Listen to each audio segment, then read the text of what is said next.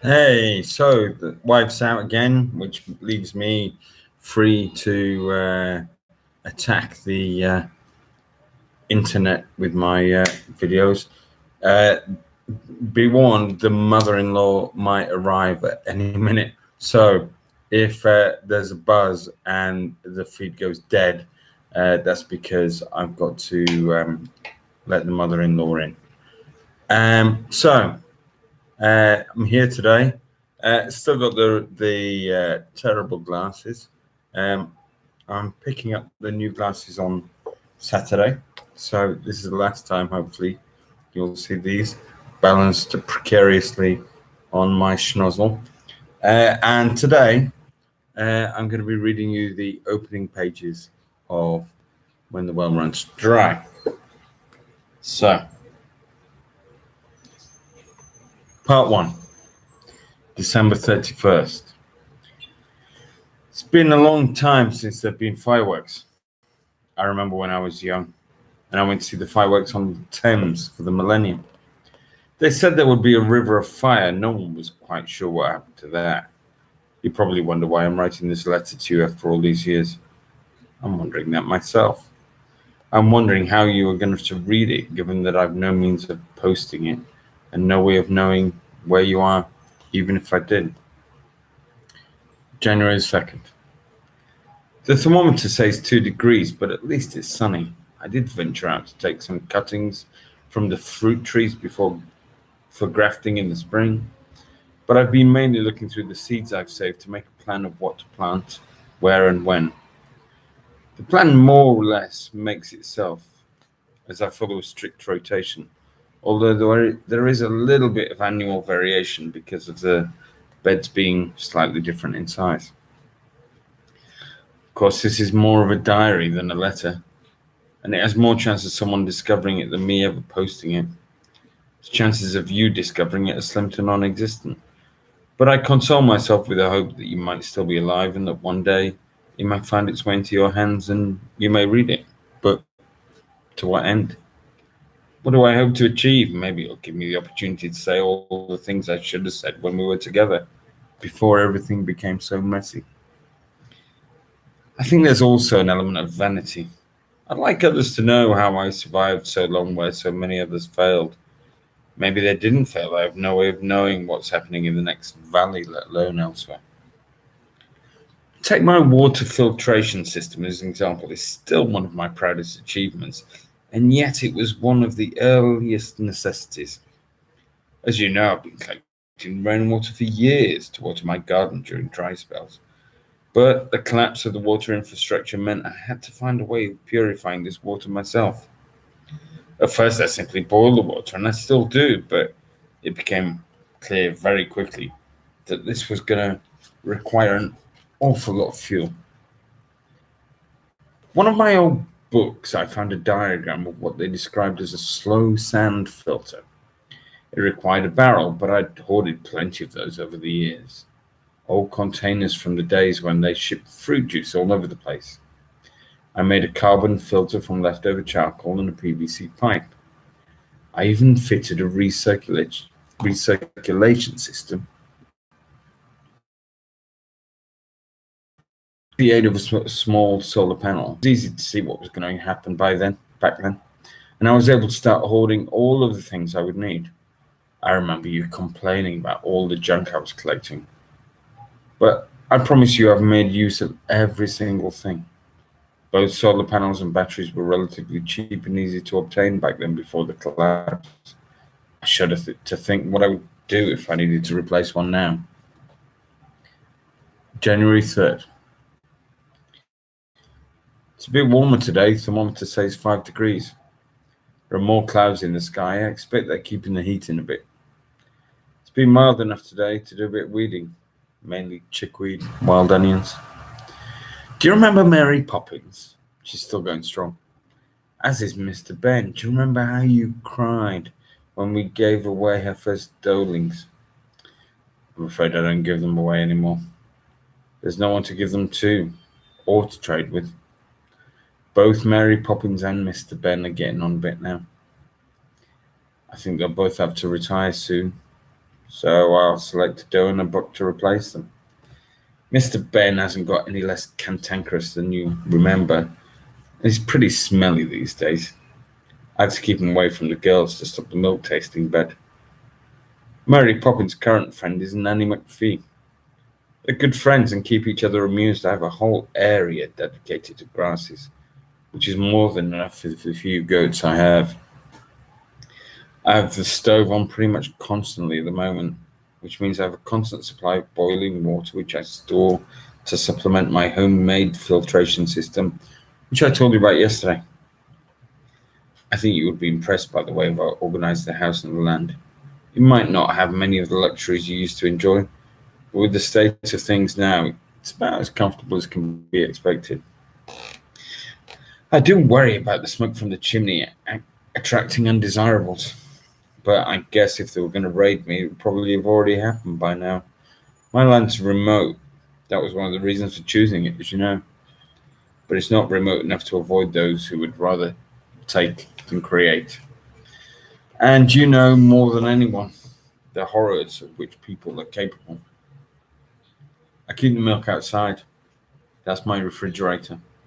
In the summer, it's a bit more challenging, but the stream is always cool, even in the height of summer, as it runs directly from the hills behind the valley. My storage techniques get better each year. I'm sure my range of pickles would impress you. The vinegar I make myself from the apples. You may be interested, I finally managed to make my sugar and grow enough beets for the purpose each year. I still keep the bees, of course, but the sugar helps with the pickling and preserving, which keeps the winters interesting. I'm not vegetarian anymore. You won't be surprised to hear. Once I ran out of people to trade with, I didn't want to waste the excess goat and chicken, so I've been honing my butchery skills too. At my age, I'm not worried about my cholesterol. January 4th. The sun's been trying to poke its head through the clouds all day today, and on a couple of occasions it succeeded. The thermometer registered a maximum of 6 degrees today. I've been painting a pretty picture of the state of our settlement so far, but there are some things that you would not be happy.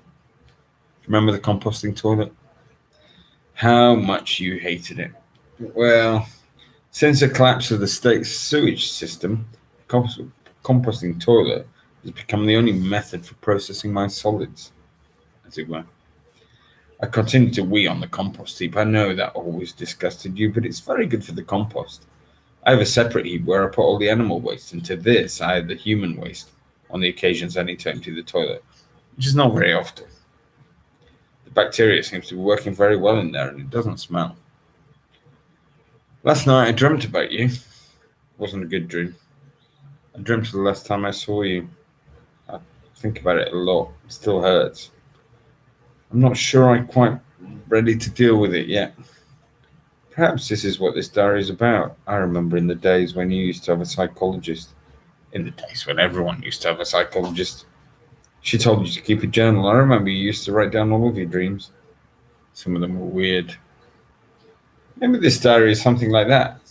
Maybe it isn't really for you. Maybe it's for me after all. You'll be pleased to know that the chickens are doing well. Well, I don't have a problem with foxes anymore. I think people have eaten all the foxes.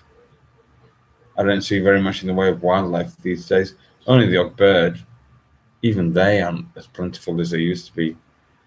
Now I grow enough cereals in the summer to provide the birds with enough straw to provide a deep litter right through the winter. And of course, it all goes on the compost heap in the spring. One thing you might not know is that I make my oil now. Years ago, when it was still safe to make the trip into town, I picked up a small press relatively cheaply. It's worth its weight in gold now. I use the oil for cooking, but I also use it as a base for soaps and use oil lamps too. Each year I've managed to grow enough sunflowers to keep me in all with enough seeds left over for the next crop. Today I harvested some parsnips and some Jerusalem artichokes. I know you never liked the latter. You always said they made me fart. They do. It's true. I imagine you complaining every time I eat them. I spent the afternoon checking the tools. It's Good time of year to make minor repairs before it gets too busy in the garden. I think tomorrow I might start some cabbage seeds, some early lettuce. Every day seems milder than the last, however. I plan to add an extra layer of mulch around the root crops. Won't be long before I can sow the beets, carrots, radishes, cress, bok choy, and garden peas directly into the soil. So I'll need to clear the beds. Be time to plant the dill and parsley into the herb garden too. I've already used too much oil lamp tonight. January 5th. Another day like yesterday. Mild, with the sun trying to peek through the clouds. Allowed me to get all my outdoor tests done. You'll be pleased to hear I don't smoke anymore. Although I do still spend the evenings with my pipe. Even though I don't smoke it. Gives me something to do with my hands and my mouth. When I'm not writing this diary, I take great pleasure in reading the books I've accumulated over the years. Books I've never found the time to read because of other distractions like television or the internet. Now that those things are no longer here, there's no excuse to avoid all the literature I've been putting off so long. Sometimes I have a few books on the go at the same time. Right now, I'm struggling through Hemingway's For Whom the Bell Tolls. I do drink though. I managed to make a variety of wines from the fruits available around the property. My favourite is the elderflower champagne in the spring and the elderberry wine in the winter, a glass of which is beside me as I write. I'm very pleased with my brewing attempts, but one of my finest achievements is my soap. No doubt you would detest the stuff, but I'm particularly proud of it.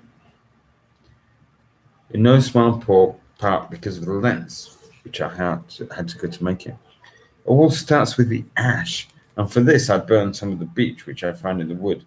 I burnt it in a hot fire so the ashes are nice and white. Then I have a large bucket with a small hole in the bottom. I create a filter using gravel and straw, and almost fill the bucket with ash. I boil some rainwater and add this to the bucket, followed by cold rainwater, and then add some more ashes and more rainwater. I leave it to stand overnight and collect all the lye that comes out the bottom. The next day I pour this solution through the bucket again and collect it once more. This lye I can use to make the soap and ashes I dig into the garden. To check the lye is the correct strength, I float an egg on it. And if it's too weak, I boil it down. If it's too strong, I add more water.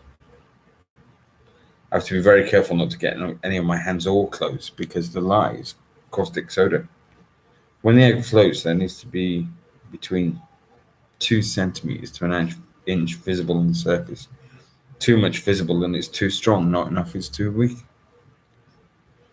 When I butcher a goat, I put all the fat into a large pan and melt it down to render it into lard. At first I just mix the lye and grease with water and boil it down, leaving the result set into bars. It took a bit of practice to get the mixture right, but it was as simple as that. Then I discovered a recipe in one of the old books I bought to use goat's milk and oats. I always make this in winter when it's very cold because I need to turn the goat's milk into slush while it's out in the cold. I melt some lard and sunflower in a pan, then I add the lye to the milk. Chemical reaction creates a surprising amount of heat. So much heat that it caramelizes the sugar in the milk and makes it go yellow. I have to add the lye very slowly to avoid it exploding. Once it's mixed, add the lard and oil mixture, and once that's mixed, I add the oatmeal and stir, stir, stir, stir. This usually takes a while. So I have a nice glass of elderberry wine beside me to keep me company. Keep stirring until the consistency has become more like a pudding, and the action of stirring leaves a visible line on the surface. Once it's reached this stage, I pour the mixture into a variety of molds made from old plastic containers. You know me, I don't throw anything away. When they stop collecting the rubbish and recycling, I start reusing all the things I would have previously thrown away. Even after the soap is set, I still need to wait at least a month before I can start using it because there's a chemical reaction still taking place within each bar. It's called saponification, which is what gives soap its lather. Doesn't matter if I make more soap than I use in a year. even if you use the non-oatmeal version when washing the dishes or doing the laundry. Well, I don't have any alternatives. So if you want to find out who this person is, why he's making soap using goat's milk, and what's happened, that means he doesn't have any television or internet, then you can find a way to download a copy of When the World Runs Dry, When the Well Runs Dry, even. It's his picture of the world on the front, confusing me. When the Well Runs Dry, from my website, which is www.mjdees.com. If you like these videos, you can subscribe by clicking somewhere, I don't know, around there, somewhere, and click like if you like it. And if you don't click anything. Thanks very much, and I'll see you next time with another exciting chapter from one of my new, well, probably from the book I am about to launch in January. So it'll be a bit of a preview for you. See you then.